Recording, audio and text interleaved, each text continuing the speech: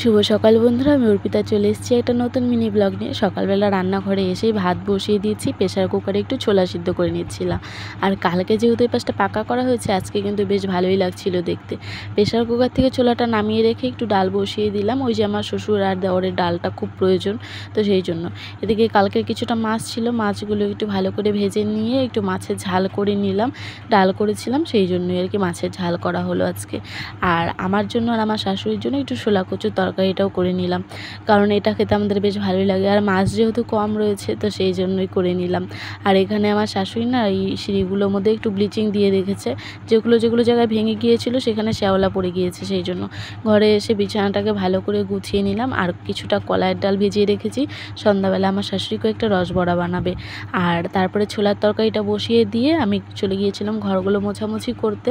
ভালো করে ঘরগুলো মুছে নিয়ে সিঁড়িগুলো যে ব্লিচিং দেওয়া ছিল সেগুলোকে একটু তার ব্রাশ দিয়ে ঘষে দিচ্ছিলাম। আর আমি একটু করে রেখে দিচ্ছিলাম, কারণ আমার শাশুড়ি একটু হেল্প হবে, না হলে না ওনারা হাতের ব্যথা তো সেরকমটা পারে না করতে।